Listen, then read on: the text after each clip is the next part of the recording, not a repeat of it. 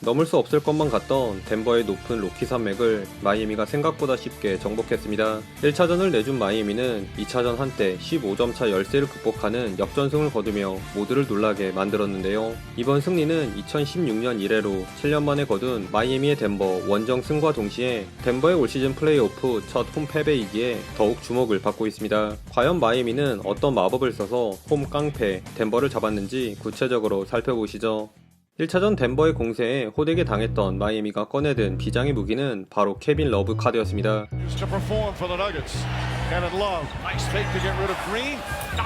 지난 경기 아데바요를 외곽으로 유인하고 고든을 이용해 골밑에서 사이즈가 열세인 빈센트를 집요하게 괴롭힌 덴버가 이 복사 붙여넣기 작전을 통해 최소 10점 이상은 거저먹었는데요. 저같은 범인은 그걸 보면서 이거 다음 경기에선 빈센트를 쓸 수 있겠나 라고 1차원적으로 생각했으나 스포엘스트라 감독의 판단은 역시 달랐습니다. 빈센트의 공격력이 반드시 필요했던 마이애미였기에 러브를 주전으로 기용해 고든을 전담 마크하게 한 것인데요. 한물간 러브가 코트에 나온다고 해서 뭐가 그렇게 달라지겠어? 라는 일부 회의적인 시각에도 불구하고 이 로테이션 변화는 대성공을 거뒀습니다. 아데바요가 밖으로 나가도 이젠 고든보다 힘과 사이즈가 더 좋은 러브가 버티고 있으니 쉽사리 골밑으로 공을 투입할 수 없게 된 덴버는 1차전만큼 공격이 원활하게 풀리지 않았습니다. 게다가 파이널 단골 손님인 러브는 고든을 지워버린 것뿐만 아니라 짬에서 나오는 훌륭한 수비 센스도 유감없이 선보였는데요. 고든을 대놓고 세깅해 덴버의 공격 코트를 한결 좁게 만듦으로써 상황에 따라 도움 수비 가능성을 열어둔 러브는 적시에 들어간 위치 선정으로 마포주의 오펜스 파울을 유도한다거나 트랜지션에선 머레이의 돌파를 막아낸 것은 물론 때론 아데바요와 함께 요키치까지 견제해주는 등 베테랑다운 높은 수비 이해도를 보여주며 덴버 공격을 버벅거리게 만들었습니다.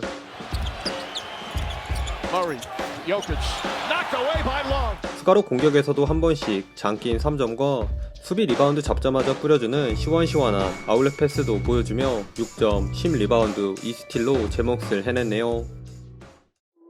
러브가 덴버 롤플레이어들의 위력을 급감시켰다면 버틀러는 요키치 머레이 투맨 게임 사냥꾼으로 나섰습니다.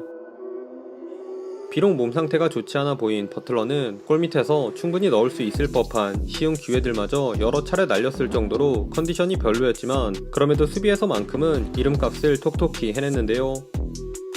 러브가 뒤에서 버텨준 덕분에 머레이를 수비하는 데만 집중할 수 있게 된 버틀러는 지공에서 시도한 머레이의 아이솔 공격을 대부분 막아내는 엄청난 수비로 머레이를 압박했습니다. 이에 요키치와의 연계 플레이를 통해 버틀러를 따돌리려 한 머레이. 하지만 버틀러의 그림자 수비가 한 수 위였는데요. 스틸을 시도했다가 요키치에게 3점을 얻어맞은 장면을 제외 아데바요와 함께 머레이를 좁은 공간으로 몰아가며 요키치에게 향하는 패스를 어렵게 만들었고 어수선한 상황에서도 빠른 리커버리를 통해 템포를 늦춰버리며 자신감이 하늘을 찔렀던 머레이를 부담스럽게 만들었습니다. 실제로 4쿼터에 나온 골밑 플로터를 제외한 머레이가 기록한 득점들은 버틀러가 쉬는 구간이나 혹은 오픈코트, 세컨 찬스에 집중되어 있을 정도로 1차전 22개의 야투를 시도했던 머레이를 단 15개의 야투 시도로 묶은 버틀러의 수비 또한 승리에 크게 기여했다고 할 수 있겠네요. Denver does have a timeout, but they're not using it. 4 seconds. Murray, step back, three-pointer. One goal. Fight for the rebound. Martin, and it's over. 그런데 마이애미 하면 또 지역방어가 빠질 수 없죠. 후반 들어 특히 4쿼터 본격적으로 지역방어를 구사한 마이애미는 형태만 달라졌지 사실 맨투맨과 동일한 요키치에게 줄 건 주고 나머지 선수들을 막자라는 스탠스를 유지했습니다.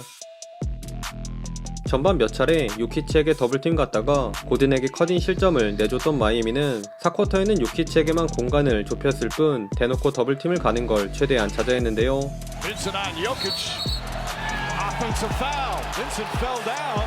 대신 앞선에 가드 3명을 촘촘하게 배치함으로써 요키치에게 공을 전달하기 어렵게 만든다거나 요키치가 공을 잡더라도 도움수비 가지 않음으로써 덴버의 공격을 단조롭게 만들었습니다.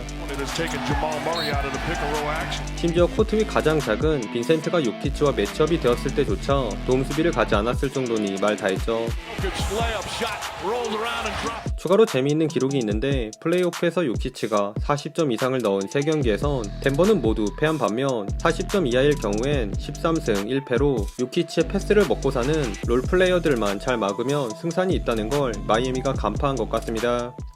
지금까지 수비에 대해서만 이야기했다면 이제부턴 공격 측면도 살펴보시죠. 공격에 있어선 지난 1차전 리뷰 영상에서 제가 언급한 내용과 얼추 비슷한 조정이 있었는데요.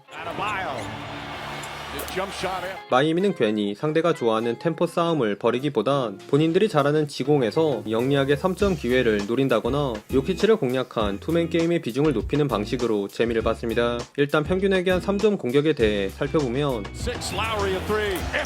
1차전 버틀러에게 공간을 주지 않는 수비를 펼치자 마이애미는 이 부분을 역으로 이용해 부지런한 오프볼 무브에 이은 캐치앤 3점과 덴버 지역 방어에 한 방 먹이는 버틀러에서 시작되는 3점으로 수월하게 공격을 풀어갔습니다. 그런데 여기선 덴버의 어중간한 외곽 수비 탓이 더 컸다고 봤는데요. 스위치 과정에서 호흡이 맞지 않아 허무하게 오픈 기회를 헌납한다거나 공만 보다가 등 뒤에 오픈된 자기 수비를 놓치는 덴버의 좋지 않은 수비 장면들이 여러 차례 반복되었습니다. 가장 눈에 띄었던 건 수비엔 영 재능이 없는 마이클 포터 주니어였고 그 뒤로 머레이와 KCP도 애매한 수비 위치에 있다가 3점 혹은 한 발 늦은 돌파를 허용하며 수비에선 여러모로 아쉬움을 남겼습니다.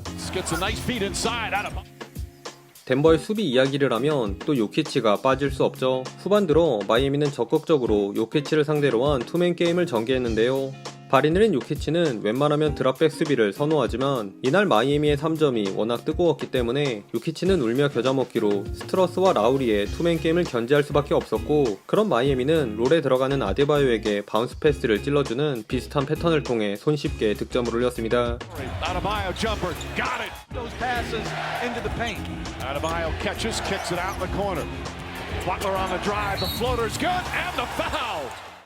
요약하면 1차전엔 덴버의 창의, 2차전엔 마이애미의 방패가 더 빛났던 경기였는데요. 2차전 끝난 직후 요키치는 압도적이지만 요키치의 패스가 없으면 나머지 선수들은 병풍인 덴버와는 달리 마이애미는 은근히 한따까리하는 선수들이 질비해 있기에 더 유리할 수도 있겠다는 의견까지 나오고 있는 상황에서 과연 덴버가 3차전 어떤 변화를 감행해 명예 회복에 나설지 궁금해지네요. 오늘도 시청해주셔서 감사하고요. 그럼 다음 영상에서 만나요. 안녕.